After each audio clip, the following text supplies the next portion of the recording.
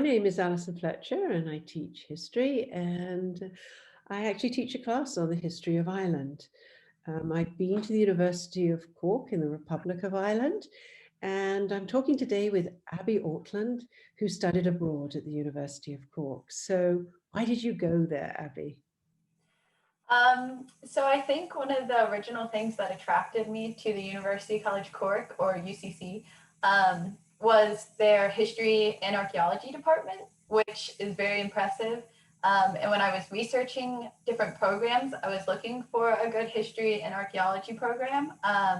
So I kind of looked on the course database and saw that they offered a lot of different courses within these departments, but they also offer a lot of other courses as well that I was interested in. So that was one of the things that initially attracted me to UCC.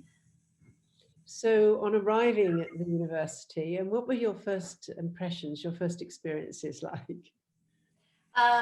Okay, so I had many wonderful impressions. My first time at UCC on the campus, I thought it was the most beautiful campus I'd ever been to. Um, the quad itself looks like a castle. So that was amazing.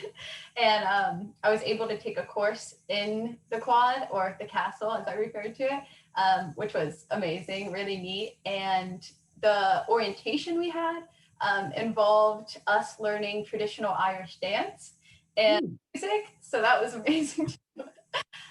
But Cork itself, the town, is in between two rivers actually, but it's a pretty small city, but still has that city feel, very lively and welcoming. Every pub you go into, every store, everyone's just very welcoming and kind and helpful. So that was some of my initial impressions. So what classes did you take while you were there?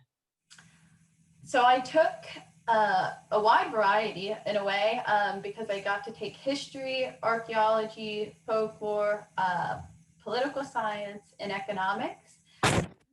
I think one of the neatest courses I took was folklore, because I never taken a folklore course before, and it was Irish folklore, which is very interesting.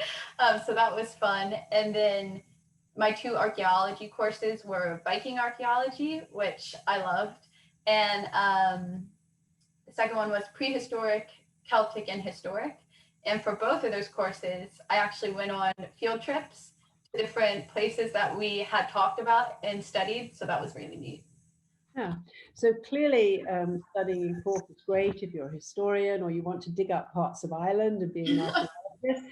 But I know that originally when we first developed the partnership, it was recommended for environmental students doing ESS, and it's great for politics and international studies. And so for a wide range of POEs, it's a great place to study. So obstacles, what were the obstacles that you can remember that you had, the challenges you had to deal with? I think scheduling wise, you have to be flexible and somewhat plan ahead. So I think that I didn't have as much trouble with this, but a potential obstacle would be getting certain courses in your schedule.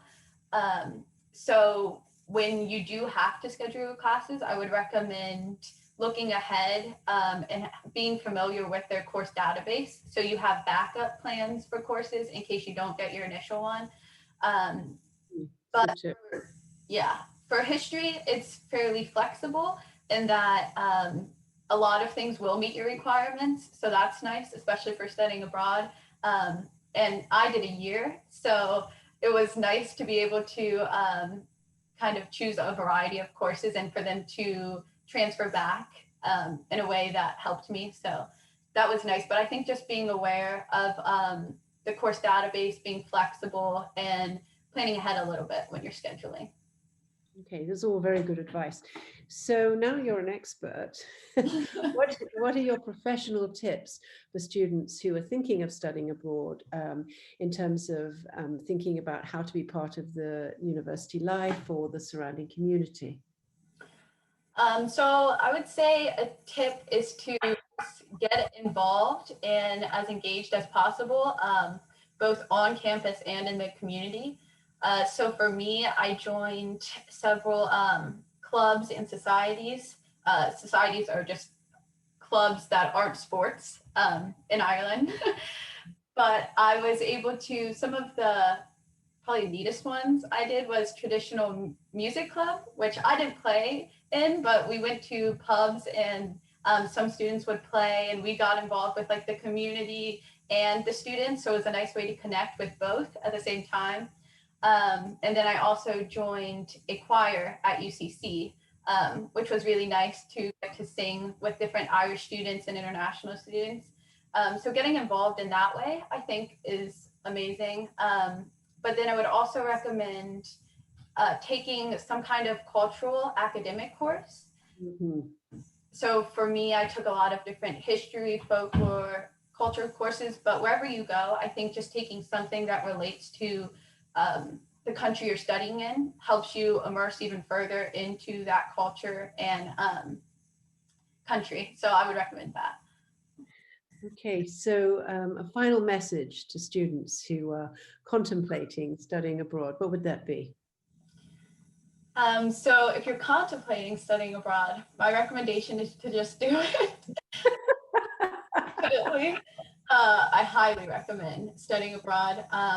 And then once you are in that experience, just going into it with an open mind and a willingness to really kind of just get involved. Maybe sometimes you'll have to push yourself out of that comfort zone, but people are just so welcoming, and other international students, they're just as curious as you are. So it's such an amazing experience to learn all these new perspectives.